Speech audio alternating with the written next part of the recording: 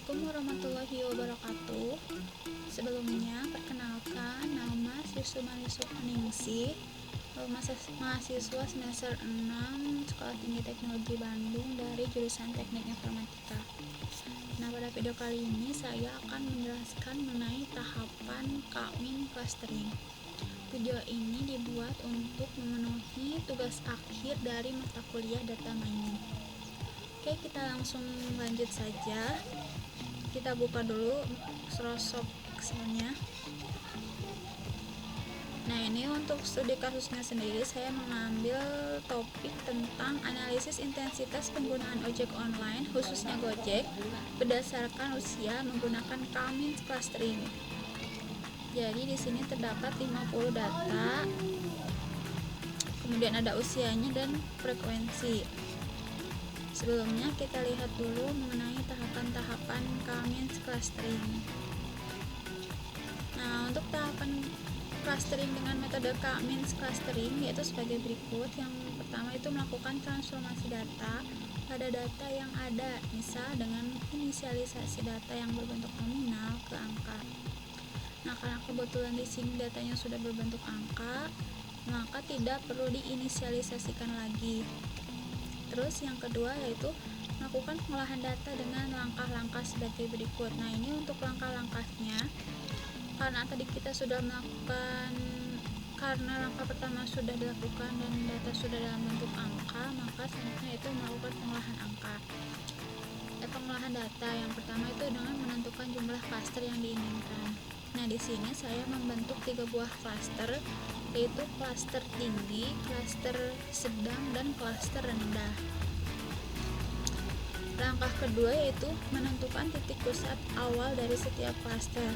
Nah, untuk klaster pertama atau klaster tinggi, titik pusatnya di 60, kemudian untuk klaster kedua sedang di 30, dan yang terakhir ada klaster 3 atau rendah di titik pusat 2. Langkah selanjutnya menghitung jarak antara data dengan pusat klaster. Nah, setelah kita menentukan jumlah klaster kemudian titik pusat klasternya, maka kita bisa melakukan perhitungan untuk jarak terdekat. Nah, untuk jarak terdekat kita hitung dulu untuk yang klaster pertama. Di sini saya inisialisasi dengan C1 atau disebut dengan klaster pertama. Nah, untuk menghitung di klaster pertama, kita lihat rumusnya. Nah, bisa menggunakan SQRT atau artinya itu akar dari ini si data di D67 dikurangi klaster pertama atau C1, kemudian kita pangkatkan 2. Nah, untuk rumus selanjutnya juga sama menggunakan SQRT. Nah, ini tinggal ditarik saja ke bawah gitu. Terus untuk yang klaster kedua juga sama, ini datanya yang di D67 dikurangi, nah ini yang kedua, tadi yang pertama, sekarang yang kedua. Nah, ini kurangi yang kedua, kemudian dipangkatkan 2. Jadi hasilnya nanti diketahuilah si jarak terdekat apakah ke C1, C2, dan C3. Untuk rumus yang klaster ketiga pun sama, yaitu dengan SQRT dari data ini dikurangi dengan data yang klaster ketiga yang ini, kemudian dipangkatkan 2.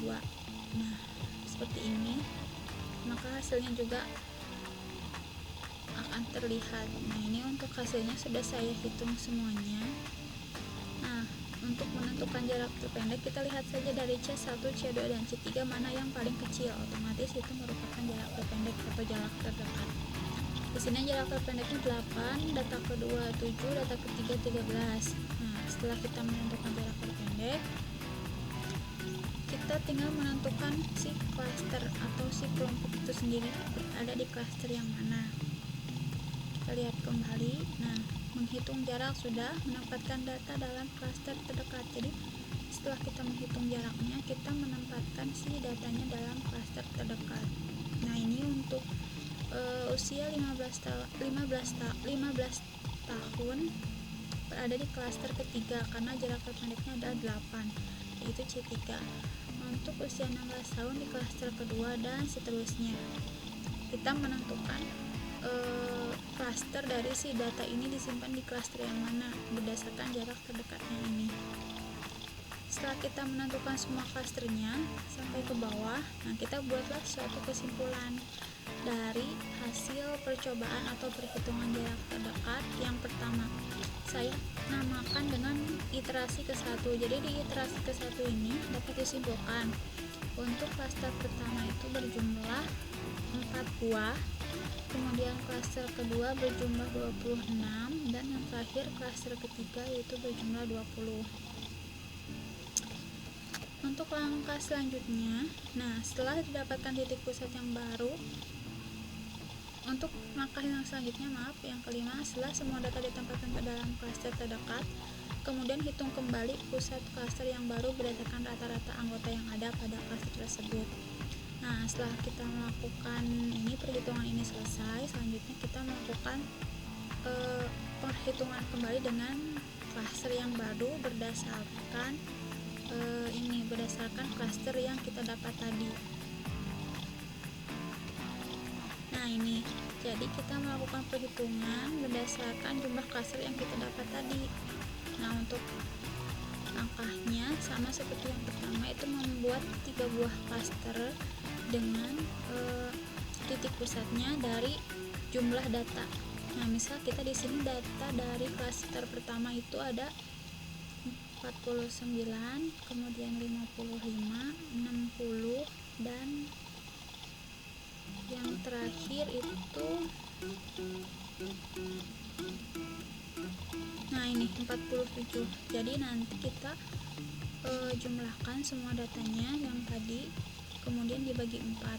Untuk klaster kedua juga sama, jumlahkan semua data yang di klaster kedua, kemudian dibagi jumlah banyaknya data. Karena tadi banyaknya data 26, maka dibagi 26.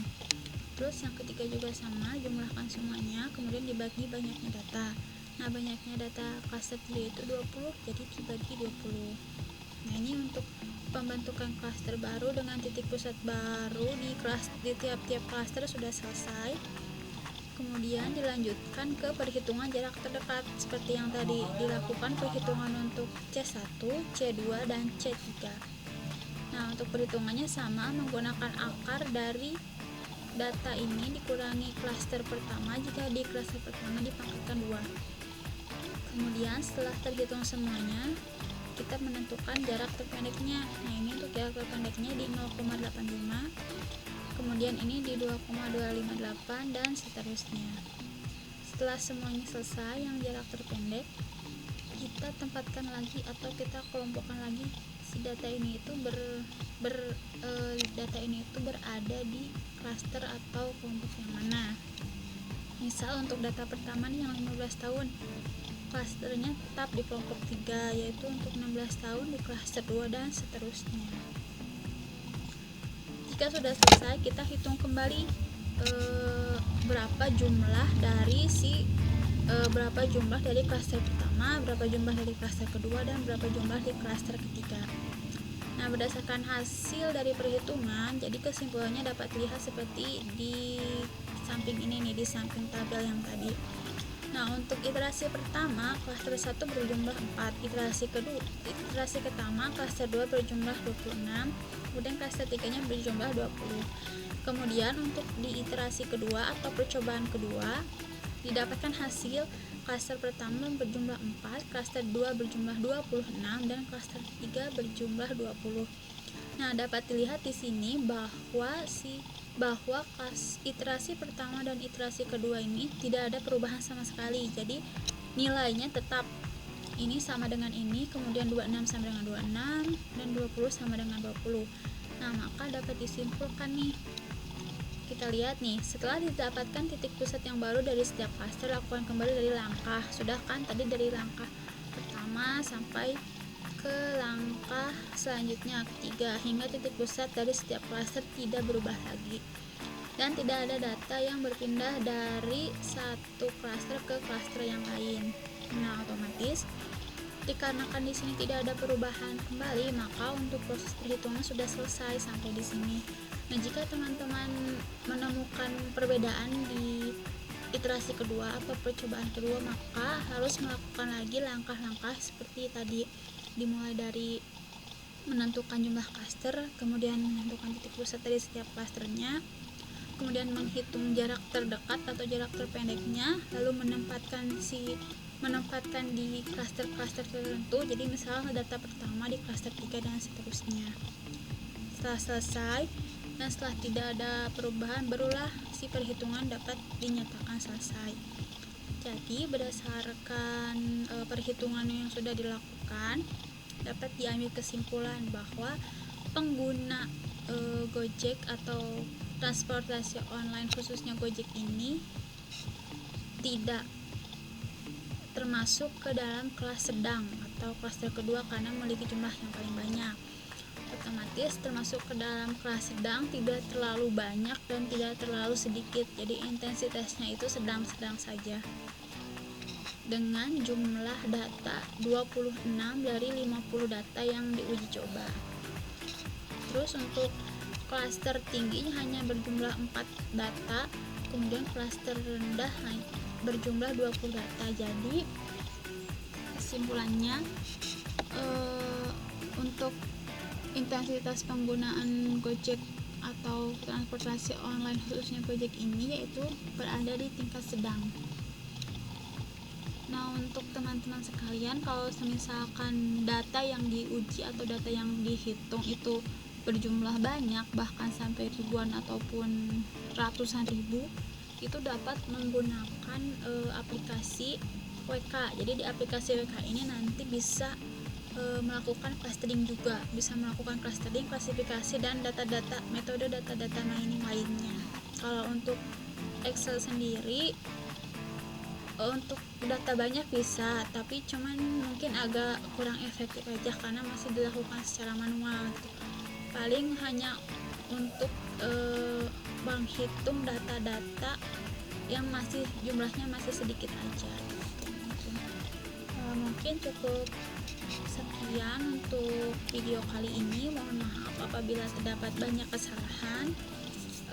Thanks for watching and jangan lupa like, comment, and subscribe. Wassalamualaikum warahmatullahi wabarakatuh.